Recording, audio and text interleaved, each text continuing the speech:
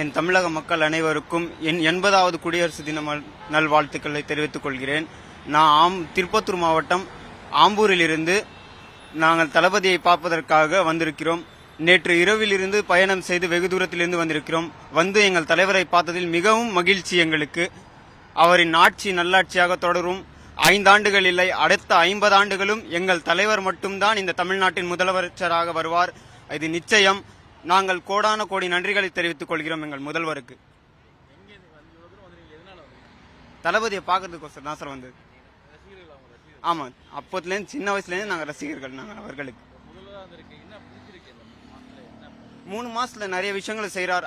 அவரை பத்தி அவதூறாக பேசுறாங்க, அது தனிப்பட்ட விஷயம். அவர்கள் அரசியல் அது. ஆனால் எங்களை பொறுத்தவரை இந்த 3 மாதம் சிறப்பாக ஆட்சி நடத்தி கொண்டிருக்கிறார். நல்ல பெண்களுக்கு பாதுகாப்பாக இருக்கட்டும், காவல்துறை அதிகாரிகளுக்கு சுதந்திரமாக இருக்கட்டும், போதைப் பொருள் தடுப்பாக இருக்கட்டும், அனைத்திலும் அவரை சிறப்பாக செய்து கொண்டிருக்கிறார். இது கடந்த ஆட்சியில் நடந்ததா இல்லையா என்று எனக்கு தெரியவில்லை. ஆனால் இந்த 3 மாதமாக இளைஞர்கள் இதை கூர்ந்து கவனித்துக் கொண்டிருக்கிறார்கள். இதை ஒரு சமூகம் கூர்ந்து கவனித்துக் கொண்டிருக்கிறது. அரசியல் மேம்பாட்டு தளமாக கொண்டிருக்கிறது.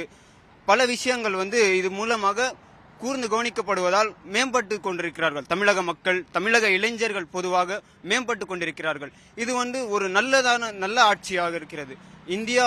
இந்தியாவே மிக கூர்மையாக நம் தமிழ்நாட்டை கவனித்துக் கொண்டிருக்கிறது.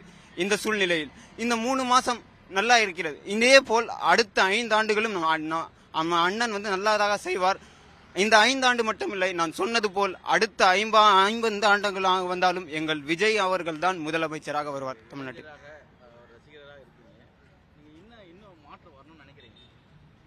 இன்னும் இந்த ட்ரக்ஸ் ஃப்ரீ சொசைட்டின்னு சொல்றாங்க.